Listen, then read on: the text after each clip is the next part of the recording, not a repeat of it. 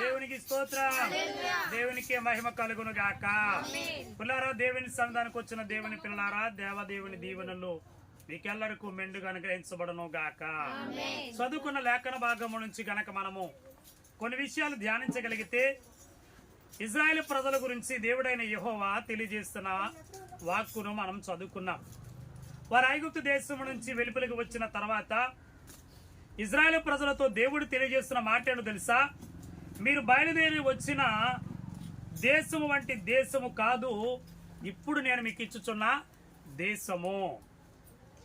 దేవునికి స్తోత్రం అని చెబుతూ ఆయన అంటూ, అక్కడ మీరు విత్తనములు వేసి కూర తోటలు నాటించి వాటికి నీళ్లు కట్టేటప్పుడు కాళ్ళతో మీరు వాటిని ఏం చేశారు? గట్టులుగా కట్టితిరి. మీరు నీళ్లు పెట్టినట్లుగా ఆ దేశము వంటి దేశము ఈ దేశము కాదు. దేవునికి స్తోత్రం. ఈ 2024 సంవత్సరంలో దేవుని పిల్లారా, ఇంతవరకు ప్రభు నడిపించుకుంటూ వచ్చారు.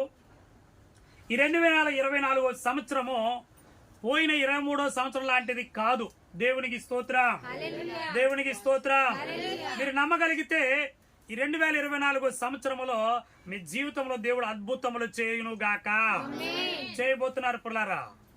అదే వాక్యంలో మనం చూడగలిగినట్లయితే, నువ్వు అక్కడ ఉండి కష్టపడి చేళ్లకు గట్లు కట్టి నీళ్లు పెట్టినటువంటి పరిస్థితులు కాదు.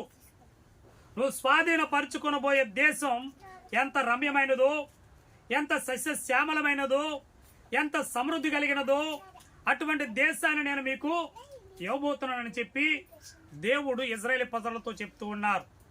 ఈ మధ్యాహ్న కాల సమయంలో దేవుని పిల్లలారా, ఈ 2024 సంవత్సరము మన జీవితంలో కూడా సమృద్ధితో నిండబోయే గొప్ప సంవత్సరంగా మారబోతుంది. దేవునికి స్తోత్రం.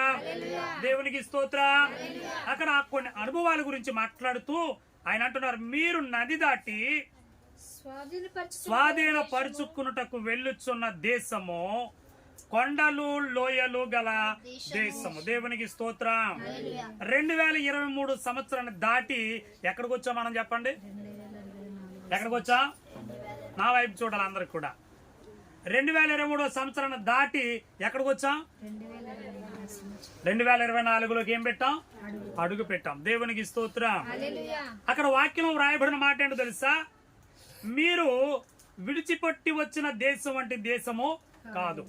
మీరు స్వాధీనపరుచుకున్న దేశము ఎలాగుంటుందని అంటే, అది కొండలు లోయలు గల దేశం. దేవునికి స్తోత్రం. ఇక్కడ 2 మాటలు కనబడుతున్నాయి. ఒకటి కొండలు, రెండోది ఏంటి చెప్పండి? లోయలు. దేవునికి మహిమ కలుగును గాక. అక్కడి నుంచి కిందకు వెళ్తే మరొక మాట, అది ఆకాశ వర్షము త్రాగును, అది నీ దేవుడైన యెహోవా లక్ష్యపెట్టు దేశము. అక్కడైతే నీళ్లను కాపోలా కావలసి వచ్చింది, గాని దేవుడు నీకు ఎప్పుడు ఎంత సమృద్ధైన వర్షం కావాలో అంత నీటిని ఎక్కడి నుంచి పంపిస్తాడంట? చెప్పాలి, చెప్పాలి అందరు కూడా. అది ఆకాశ వర్ష జలములను త్రాగును. దేవునికి స్తోత్రం. దేవునికి స్తోత్రం. ఎందుకనంటే పిల్లారా, యెరూషలేము పర్వతములతోనూ కొండలతోనూ నిండిపోయిన దేశం. దేవునికి స్తోత్రం. ఆ దేశము సత్తు గలది. ఆ దేశమే ఉన్నతమైనది. ఆ దేశమే దేవుడు ప్రేమించినది. ఆ దేశాన్ని దేవుడు సమృద్ధితో పంటతో నింపిన దేశం. దేవునికి స్తోత్రం కలుగును గాక. ఈ రోజు అదే దేశం అనగా ఈ 2024 సంవత్సరంలో అటువంటి అనుభవాల గుండా నా దేవుడు నేను నడిపించబోచున్నారు. నమ్మిన వారందరూ దేవునికి మహిమ. ఇక్కడ 2 అనుభవాల్లో ఒక అనుభవాన్ని జ్ఞాపకం చేసుకో. అది కొండలు లోయల గల దేశం. ఏంటి చెప్పండి? ఒకటి కొండలు, 2 లోయలు. గమనించండి, కొండల గురించి కొన్ని అనుభవాలు నేర్చుకుందాం. ఈ సంవత్సరంలో మన జీవితంలో కూడా కొన్ని కొండలు అనుభవాలు దేవుడు మనకి ఇవ్వబోతున్నాడు. ఈ అనుభవాల్లోనికి మనం రాగలిగినప్పుడే మన జీవితంలో ఆశీర్వాదం అనేది చూడగలుగుతాం. దేవునికి స్తోత్రం. కొండ ఎత్తైనది. ఎలా ఉంటా చెప్పండి? నా వైపు చూడాలమ్మ అందరం. కొండ ఎలా ఉంటా చెప్పండి? అటువంటి కొండల అనుభవంలో నుంచి దేవుడు నడిపించబోతున్నాడు. దేవునికి స్తోత్రం. దేవునికి స్తోత్రం. కీర్తనల గ్రంథము 125వ యెహోవా యందు నమ్మకించువారు యెహోవా యందు నమ్మకించువారు కదలక నిత్యము నిలుచు సియోను కొండవలే నుందురు. దేవునికి స్తోత్రం, దేవునికి స్తోత్రం. ఇక్కడ ఒక కొండ మనకు కనబడుతుంది. ఏ కొండ చెప్పండి? సియోను కొండ. ఈ కొండ వలె అంటున్నాడు ఆయన, యెహోవా యందు నమ్మకించువారు కదలక నిత్యము నిలుచు సియోను కొండ వలె ఉందరు. చెప్పకూడదు. దేవునికి స్తోత్రం, దేవునికి స్తోత్రం. ఈ 2024 సంవత్సరంలో దేవుడు నిన్ను నిత్యము నిలుచు సియోను కొండగా చేయునుగాక. దేవునికి స్తోత్రం. ఎంతవరకు తొట్టిల్లిపోయావేమో, ఎంతవరకు పడిపోయావేమో, ఎంతవరకు నిలవకుండా ఉన్నావేమో, కానీ దేవుని మీద నువ్వు నమ్మకం ఉంచగలిగితే ఈ 2024 సంవత్సరంలో నిన్ను నీ కుటుంబాన్ని సియోను కొండవలె నిత్యము నిలుచు కొండవలె చేయించున్నారు. దేవునికి స్తోత్రం. అందుకే మొదటిగా చెప్పాను, కొండ నిత్యము ఉండేది. ఇంకోటి తెలుసా? కొండ ఎత్తైనది. ఆ కొండ ఎక్కలేకపోయామని అంటారా? చాలా ఎత్తైనది. ఈ 2024 సంవత్సరంలో మీ ఆత్మీయ స్థితి కూడా ఎత్తైన స్థితిలోనికి దేవుడు తీసుకుని వెళ్ళును గాక. ప్రార్థన జీవితమును ఎత్తైన స్థితిలోనికి తీసుకుని వెళ్ళును గాక. మీ అభివృద్ధిని కూడా ఎవరు ఊహించలేనంత స్థితికి ఎత్తుకి దేవుడు తీసుకుని వెళ్ళును గాక. ఎంతమందికి కావాలి ఆశీర్వాదం? కావాలా వద్దా? ఎంత ఆశీర్వాదం కావాలి? ఎంత ఎంత ఎంత కావాలి చెప్పాలి? ఎంత ఆశీర్వాదం కావాలి? కొండ ఎంత ఉంటదిరా? దేవునికి స్తోత్రం కలుగునుగా. దేవునికి స్తోత్రం. నిత్యము నిలుచు సియోను కొండవలె. ఎందుకో తెలుసా? ఈ 2024 సంవత్సరంలో మీకున్న పరిస్థితులు ఏదైనా సరే అయితే నమ్మువానికి యేసు ప్రభువు వారి దగ్గరికి ఒక ఆయన వచ్చాడు. అయ్యా, నా కుమార్తె సావసిద్ధంగా ఉంది, మీరు వచ్చి నా కుమార్తెని ప్రార్థన చేయగలిగితే ఆమె బ్రతికిద్ది అని అంటే యేసు ప్రభువు వారు బయలుదేరారు. వెళుతూ ఉన్నారు. మధ్యదారిలో గెత్తులోకి ఒక స్త్రీ వచ్చి ఆయన వస్త్రపు చెంగు ముట్టుకుంది. 12 సంవత్సరాల నుంచి రక్తస్రావం కలిగిన స్త్రీ యేసు ప్రభువు వారు వస్త్రపు చెంగు ముట్టగానే ఆమెలో ఉన్న రక్తధార కట్టుబడిపోయింది. చెప్పకూడదు. దేవునికి స్తోత్రం, దేవునికి స్తోత్రం. అమ్మా, నీ విశ్వాసం చాలా గొప్పది. నీ నమ్మిక చొప్పున నీకు కలిగింది, ఇక నెమ్మది కలిగిల్లు అన్నారు. దేవునికి స్తోత్రం. ఈ లోపల ఇంటికా నుంచి వార్త వచ్చింది, ఈయనేమో యేసు ప్రభువు వారిని తీసుకుని వెళ్ళడానికి వచ్చాడు. మధ్యదారులు ఆలస్యం అయిపోతుంది. ఒక వ్యక్తి అన్నాడు, అయ్యా, ఇంకెందుకు యేసు ప్రభువు వారిని శ్రమ పెడుతున్నావు? నీ కూతురు ఆల్రెడీ ఏమైంది? చనిపోయిందయ్యా అని అంటే యేసు ప్రభువు వారి దగ్గరికి వచ్చి మాట వినగానే యేసు ప్రభువు వారు ఏమన్నా తెలుసా? నమ్మిక మాత్రము ఉంచు. దేవునికి స్తోత్రం కలుగునుగా, దేవునికి స్తోత్రం కలుగునుగా. నమ్మిక మాత్రం ఉంచానంటే యేసు ప్రభువు వారిని కూడబెట్టుకుని ఇంటికి తీసుకువెళ్ళాడు. ప్రియరా, అక్కడ ఉన్న వాళ్ళందరూ ఏడుస్తూ ఉన్నారు. అప్పటికే పిల్ల చనిపోయింది. యేసు ప్రభువు వారు వెళ్ళి ఏడ్చే వాళ్ళందరూ బయటికి గెంటేశారు, ఇల్లు ఖాళీ చేయించారు. యేసు ప్రభువు వారు వెళ్ళి బిడ్డ కొరకు ప్రార్థన చేసి లెమ్మనగా ఏమైంది? దేవునికి స్తోత్రం, దేవునికి స్తోత్రం. ఏముంచాడైనా? నమ్మకం. ఎవరి మీద ఉంచాడు నమ్మకం? అది ఇది మధ్యాహ్న కాల సమయంలో ఈ మాటలు అంటే ఉన్న మనము కూడా దేవుని మీద నీ జీవితంలో ఏ సమస్య అయినా నమ్మకం మాత్రం ఏం చేయకూడదు. 2024 ఈ మొదటి పునరుద్ధానం మొదలుకొని 2025 వచ్చే వరకు కూడా నీకున్న నమ్మకాన్ని గట్టిగా పట్టుకోగలిగితే నీ పరిస్థితిని ఎలా చేస్తాడో తెలుసా? నిత్యము నిలిచే స్థితిని చేస్తాడు. దేవునికి స్తోత్రం ఉంటుంది. మనము కూడా ఎలా ఉంటామంట? నిలకడగా నిత్యము. దేవునికి స్తోత్రం కలుగునుగా. ఈ దినమందు ప్రార్థన చేసుకోవాలి పిల్లరా. 52 ఆదివారాల్లో ఒక్క ఆదివారం కూడా నేను ఏం కాకూడదు, అనుకూలమైన సమయాన్ని, అనుకూలమైన వాతావరణం నాకు ఇచ్చి ఈ 52 ఆదివారాలు కూడా నీ సందులో ఎలా ఉండాలి? నిత్యము స్థిరముగా నిలకడగా. అంటే ఇక దాన్ని ఎవరు కూడా కలపలేరు. దేవునికి స్తోత్రం, దేవునికి స్తోత్రం. మొదటి కొండ అనుభవము. నువ్వు నమ్మకం ఉంచితే నిన్ను నీ కుటుంబాన్ని నిత్యం ఏం చేస్తారో తెలుసా? ఆయన సియోను కొండ వల్లే నిలుచున్నట్లుగా చేస్తారు అంటారు కదా. మరి మొన్నదాకెళ్ళి పెద్ద బిల్డింగ్లు కట్టుకున్నారు, బాగున్నారా, అంతా బాగున్నారా అని అంటారు. కొన్నాళ్ళకి ఏమవుతారు వాళ్ళ పరిస్థితి? వాడలు ఏమవుతాయంట, బళ్ళు ఏమవుతాయంట కదా. ఈ 2024 సంవత్సరంలో పిల్లరా, మీ పరిస్థితి ఏదైనప్పటికీ కూడా దేవుడు మిమ్మల్ని మీ కుటుంబాలను నిలబెట్టును గాక, మీ జీవితాలను కట్టును గాక, ఆత్మీయ స్థితిలో స్థిరముగా దేవుడు నిలబెట్టును గాక. రెండోదిగా జ్ఞాపకం చేసుకుందాం, కీర్తనల గ్రంథము 65వ సంకీర్తన 11వ వచనాన్ని చదువుకుందాం. సంవత్సరమనే దయా కిరీటము సంవత్సరమునని దయా కిరీటమును ధరింపచేసి ఉన్నావు. నీ జాడల సారము ఆ, వెదజల్లుచున్నవి అడవి బీడుల సారము అడవి బీడుల సారము వెదజల్లుచున్నవి. చిలకరించుచున్నవి. ఆ, కొండలు ఆనందమును గట్టిగా దేవునికి స్తోత్రం కలుగును గాక. నువ్వు స్వాధీన పరుచుకునబోయే సంవత్సరము, నువ్వు అడుగు పెట్టిన సంవత్సరము, నువ్వు స్వాధీన పరుచుకోబోయే దేశము కొండలు లోయలు గల, చప్పలు కొట్టాలి గట్టుగా. ఎటువంటి దేశం అంటది? కొండలు అనగా ఏంటి చెప్పండి? ఒకటి, స్థిరముగా నిలబెడతాడు మన దేవునికి స్తోత్రం. కొండలు ఆనందమును నడికట్టుగా, దేవునికి స్తోత్రం, దేవునికి స్తోత్రం.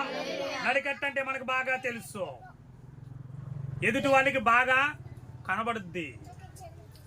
ఇప్పుడు మన జీవితంలో ఆనందం కావాలి అంటే పిల్లరా గమనించండి, కొండలు ఆనందమును నడికట్టిగా పట్టుకుని. ఎందుకో తెలుసా? దేవుడు సంవత్సరం అనే దయాకిరటం నీకేం చేశాడు? ఆ కొండలాగా నువ్వు ఉండగలిగితే నీ జీవితం ఈ సంవత్సరం పోగొట్టుకున్న ఆనందం యావత్తు కూడా నా ప్రభు తిరిగి ఇవ్వగలిగిన దేవుడు. దేవునికి స్తోత్రం, దేవునికి స్తోత్రం. ఈ మాటలు ఉంటే నా ప్రియ సహోదరి, ప్రియ సహోదరుడా, ఆనందాన్ని పోగొట్టుకున్నాం, మా జీవితంలో సంతోషం లేదు. 2023 సంవత్సరంలో అంతా కన్నీరే, వేదనే, కష్టమే, దుఃఖమే మమ్మల్ని వెంబడించిందని అనుకుంటున్నారేమో. ఈ దేవుడు మాట్లాడుతున్న మాట నువ్వు వినగలిగితే, ఈ రోజు దేవుని నమ్మగలిగితే, నువ్వు విశ్వాసం ఉంచగలిగితే నీ జీవితమును ఆనందముతో నింపివేయగలిగిన దేవుడు. దేవునికి కొండలు ఆనందమును నడికట్టుగా ధరించుకునే దేవునికి ప్రియులారా. మొదటి వచనంలో మాట్లాడు, దేవా సియోనులో మౌనంగా ఉండటం నీకు స్తుతి చెల్లించుట. ఎప్పుడు మన జీవితం ఆనందంగా మారిపోద్ది, ఎప్పుడు మన జీవితం సంతోషంగా మారిపోద్దని అంటే, రెండోదిగా దేవునిని మనం ఎల్లప్పుడూ ఏం చేయాలో తెలుసా? స్తుతించే వారిగా ఉండాలి. దేవునికి స్తోత్రం. దేవుని సన్నిధికి వచ్చినప్పుడు చాలా క్రమముగా మౌనంగా మనము ఉండాలి. మౌనంగా ఉండడం కూడా దేవునికి ఏంటంట? స్తుతి చెల్లించు. అసలు ఎటువంటి గలిబిలు మనలోనికి రాకుండా చాలా మౌనంగా ఉండగలిగితే అదే దేవునికి స్తుతి అన్నాడు భక్తుడైన కీర్తనకారుడు. దేవునికి స్తోత్రం. ఎప్పుడైతే దేవుని సన్నిధిలో నువ్వు స్తుతించగలుగుతావో, ఎప్పుడైతే దేవుని సన్నిధిలో నువ్వు మౌనంగా ఉండగలుగుతావో, ఎప్పుడైతే దేవుని సన్నిధిలో నువ్వు క్రమంగా ఉండగలుగుతావో, ఎప్పుడైతే మందిరానికి నువ్వు క్రమంగా వెళ్ళగలుగుతావో, ఈ 2024 సంవత్సరంలో కొండలు అనగా నీ జీవితమును ఆనందముతో నింపివేయబోతున్నాడు. దేవునికి స్తోత్రం కలుగునుగా. అది ఏ పరిస్థితిలో నువ్వు పోగొట్టుకున్నా, నీ జీవితంలో 2023 సంవత్సరంలో నాకు ఆనందం లేదండి, కష్టమేనండి, వేదనేనండి, దుఃఖమేనండి ఈ రోజు నువ్వు అంటున్నావేమో, కానీ ఈ సంవత్సరం నీ జీవితం అలా ఉండదు. ఎలా ఉంటదంట? ఆనందముతో నింపివేయబోతున్నాడు. దేవునికి స్తోత్రం. అది కొండలు లోయలు గల సంవత్సరం. దేవునికి స్తోత్రం, దేవునికి స్తోత్రం. మూడవదిగా జ్ఞాపకం చేసుకుందాం. నిర్గమకాండము 24వ అధ్యాయం 13వ వచనాన్ని జ్ఞాపకం చేసుకుందాం. నిర్గమకాండము 24వ అధ్యాయము మోషేయు 13వ వచనాన్ని జ్ఞాపకం చేసుకుందాం. మోషేయు అతని పరిచారకుడైన యెహోషువయు లేచిరి. మోషే దేవుని కొండ మీదకి ఎక్కును. దేవునికి స్తోత్రం కలుగునుగా. ఇజ్రాయెల్ ప్రజలు నడిపిస్తున్న మోషేతో దేవుడు సెలవిచ్చారు, మోషే కొండ మీదకి ఎక్కిరా, నేను నీతో ముఖాముఖిగా మాట్లాడతాను. దేవునికి స్తోత్రం కలుగునుగా. ఇప్పుడు ఎక్కాలండి మనం. ఏం ఎక్కాలి చెప్పండి? కొండ ఎక్కాలి. ఏ కొండ ఎక్కాలి?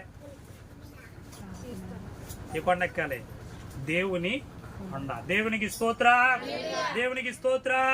మీరు స్వాధీన పరుచుకొనబోయే ఆ దేశము లేక సంవత్సరము కొండలు లోయలు గలది. దేవుని సన్నిధానికి వచ్చిన దేవుని పిల్లలారా, భక్తులని కీర్తనకారుడు అంటాడు, నా కొండయు నీవే. కొండ ఎవరంట? యేసయ్య. ఇప్పుడు ఎవరు కొండ ఎక్కాలి? మనం దేవుని కొండ ఎక్కాలి. దేవుని కొండ మోషే గారు ఎక్కితే దేవుడు మాట్లాడుతున్నారు. చదువుకుందాం. అతడు పెద్దలను చూచి, మేము మీ యొద్దకు వచ్చే వరకు ఎక్కడనే ఉండుడి. ఇదిగో అహరోనును హోరును మీతో ఉన్నారు. ఎవరికైనాను వ్యాజ్యమున్న ఎడల వారి యొద్దకు వెళ్ళవచ్చునని వారితో చెప్పెను. మోషే కొండ మీదకి ఎక్కినప్పుడు ఆ మేఘము కొండను కమ్మెను. యెహోవా మహిమ సీనాయి కొండ మీద నిలిచెను. దేవునికి స్తోత్రం. గట్టిగా చెప్పకూడదాం. దేవునికి స్తోత్రం. సీనాయి కొండ మీదకి ఏం దిగి వచ్చిందంట? దేవుని మహిమ. దేవునికి స్తోత్రం కలుగును గాక. ఈ 2024 సంవత్సరములో మీరు స్వాధీనపరుచుకున్న ఈ సంవత్సరమే మేఘముతో అనగా సీనాయి పర్వతం మీదకి వచ్చిన ఆ మేఘము, ఆ మహిమ మీ కుటుంబాలను ఆవరించును గాక. దేవునికి ఇచ్చిన సంవత్సరం ఎటువంటి చెప్పండి, మహిమతో నింపబడే. దేవునికి స్తోత్రం. దేవుని మహిమను చూస్తే అసలు ఇంక ఈ లోకం మనకేమీ కనబడదు కదా.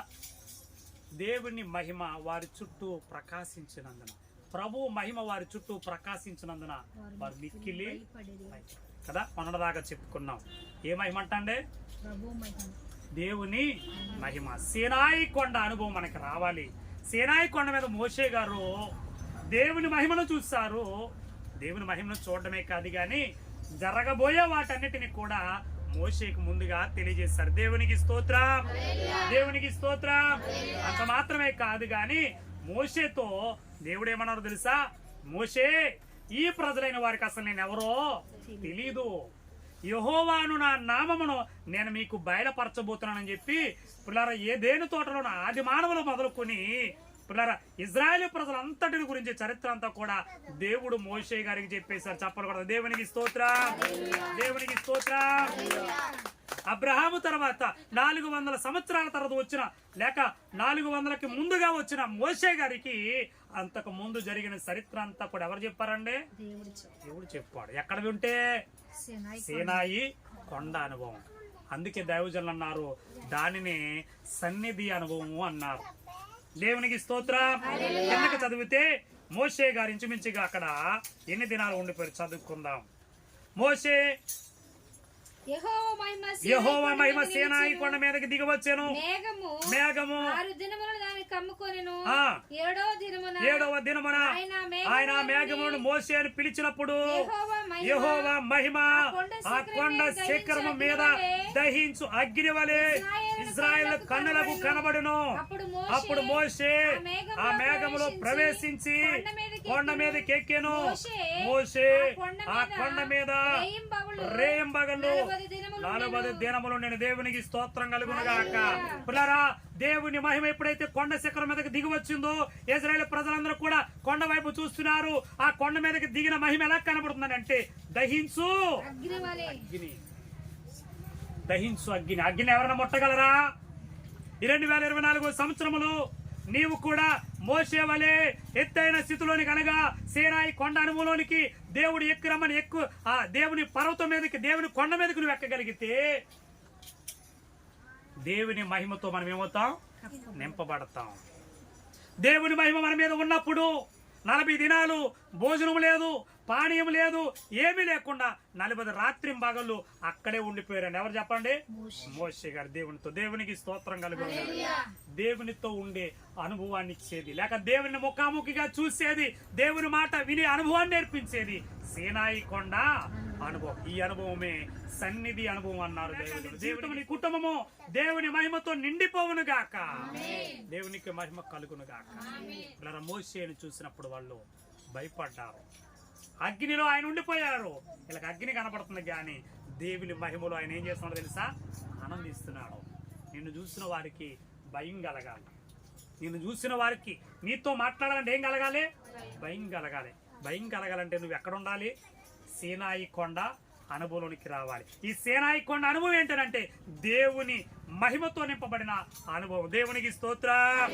ఎన్నాళ్ళు వరాల కొరకు అడిగావేమో, నేను దేవుని శక్తిని అనుకున్నావేమో కానీ 2024 సంవత్సరంలో దేవుని మహిమతో దేవుడు నిన్ను నింపును గాక. తోటను బట్టి సత్తువ భూమి గల కొండ మీద నా ప్రియునికి ఒక ద్రాక్ష తోట ఉండేను. దేవునికి స్తోత్రం. ఎక్కడుందంట ద్రాక్ష తోట? సత్తు గల భూమి మీద అనగా కొండ మీద. దేవునికి స్తోత్రం.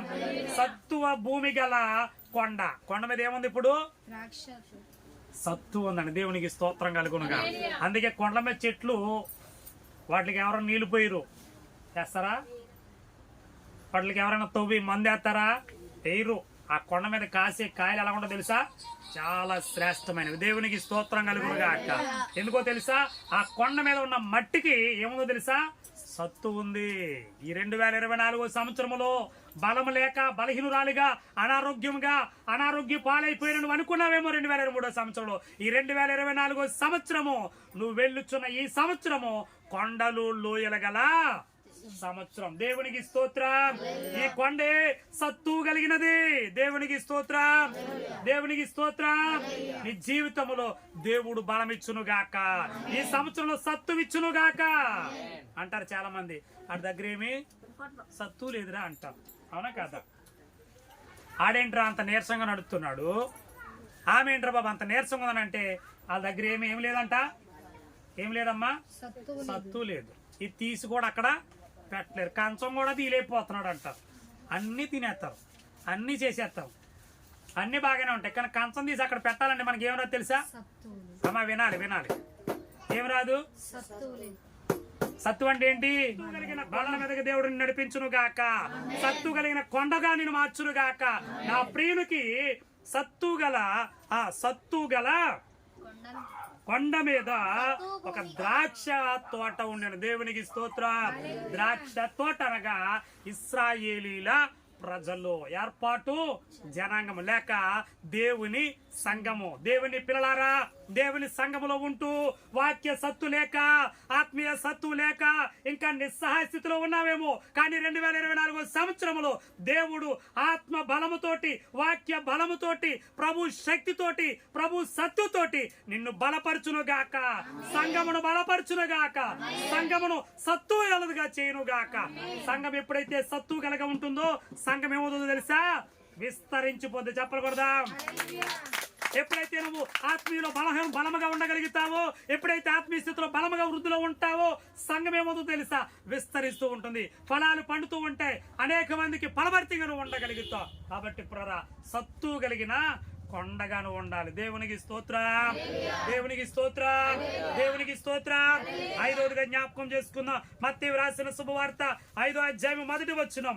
మత్తయి రాసిన శుభవార్త 5వ అధ్యాయము 1వ వచనాన్ని చదువుకుందాం. ఆయన జన సమూహములను చూచి కొండ ఎక్కి కూర్చుండగా ఆయన శిష్యులు ఆయన యొద్దకు వచ్చి అప్పుడు ఆయన నోరు తెరిచి వచ్చిరి. అప్పుడు ఆయన నోరు తెరిచి ఇలాగ బోధింపసాగిన. దేవునికి స్తోత్రం. ఇలా చూడండి, నా వైపు చూడండి అందరికి కూడా. పిల్లరా, యేసుక్రీస్తు ప్రభు వారికి కూడా భూలోకంలో సంచరించుతున్న కాలములో పిల్లరా ఆయన చేసిన ప్రసంగాలు చాలా గొప్ప ప్రసంగాలు. ఆయన మాట్లాడిన మాట తీరు అనేక మందిని ఆకర్షించేవి. ఒకనొక సందర్భంలో సముద్రం ఒడ్డున బోధించేవారు, ఒకనొక సందర్భంలో ఎత్తైన పర్వతం మీద బోధించేవారు. ఎందుకో తెలుసా? ఆనాడు మైకల్ లేవు, ఆనాడు ఇలాంటి గుడారాలు వేసుకోవడానికి లేవు. అనుకూలత లేకపోయినా ఎత్తైన కొండ మీద కూర్చుని ఆయన చేసిన ప్రసంగమే కొండ మీద ప్రసంగము అంటాము.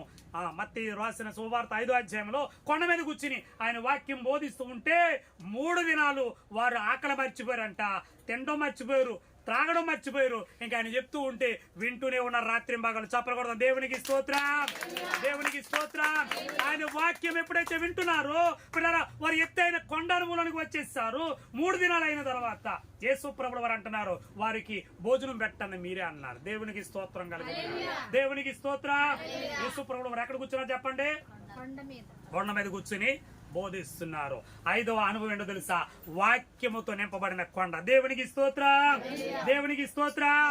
ఎన్నో విషయాలు మత్తయి సువార్త 5వ అధ్యాయం 6వ అధ్యాయం 7వ వచనం 7వ అధ్యాయం వరకు కూడా ఎన్నో విషయాలు ప్రియరా యేసు ప్రభువు చాలా వివరంగా బోధించారు. దేవునికి స్తోత్రం. ఆ బోధ వింటున్నప్పుడు వారికి ఆకలి మర్చిపోయారు, సమయం మర్చిపోయారు, రాత్రి అయిందో పగలైందో తెలీదు. 3 రోజులు వారు ఏమి తినకోకుండా యేసు ప్రభువు వారు చెప్తున్న మాటలు వింటున్నారంట. ఈ మధ్యాహ్న కాల సమయంలో ఈ 2024 సంవత్సరంలో మీరు స్వాధీనం పరుచుకున్న ఈ సంవత్సరము కొండలు లోయలు గల సంవత్సరము. ఈ కొండలు అనగా ఈ సంవత్సరము ఇంతవరకు వాక్యం నీ జీవితంలో సమృద్ధిగా వినలేదేమో, వాక్యాన్ని తినలేదేమో, వాక్యాహారం భుజించలేదేమో. అందుకే శారీరకంగాను ఆత్మీయంగా బలహీనుడిగా ఉన్నావు. కానీ నా ప్రభు చెప్తున్న మాట ఏంటో తెలుసా? నా ఆయన కొండ మీద ఉండి బోధించినప్పుడు 3 దినాలు వారు అన్నీ మర్చిపోయారు. దేవునికి స్తోత్రం. దేవునికి స్తోత్రం. దేవుడిని జీవితంలో ఈ సంవత్సరము వాక్య సమృద్ధితో నింపునుగాక. అర్థమవుతుందా? వాక్యం ఈ రోజు ఇంతవరకు మన జీవితంలో నాటబడలేదేమో, ఫలించలేదేమో. అందుకే 3 దినాలు వారు భోజనాలు మానేశారండి. యేసుప్రభువు వారు అన్నారు, వీరికి భోజనం పెట్టండి అన్నారు. దేవునికి స్తోత్రం కదా. ఆ కొండలో దేవుడు అద్భుతం చేశారు. ఆ కొండ మీద పిల్లరా ఏమన్నారు తెలుసా?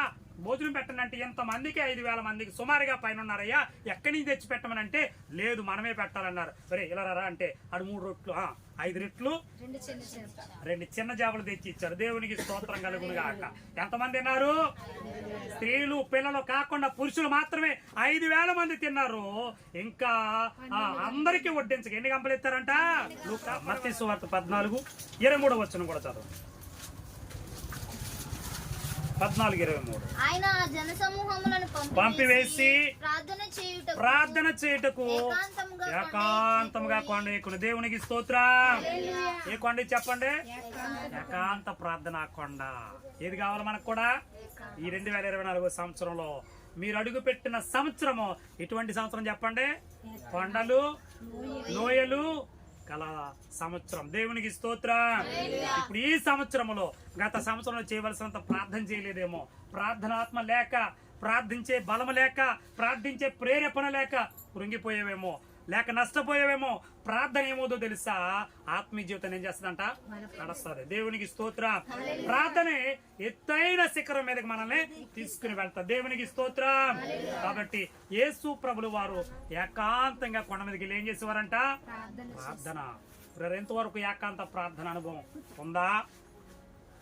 ఈరోజు ప్రభు అడుగుతున్నారు, ఈ 2024 సంవత్సరంలో దేవునికి మహిమ కలుగును గాక, దేవునికి స్తుతి కలుగును గాక. మీ జీవితంలో దేవుడు ఏకాంత ప్రార్థన అనుభవాన్ని కలుగజేయును గాక. ఏ కొండ అనుభవం ఇది? ప్రార్థన కొండ. దేవునికి స్తోత్రం.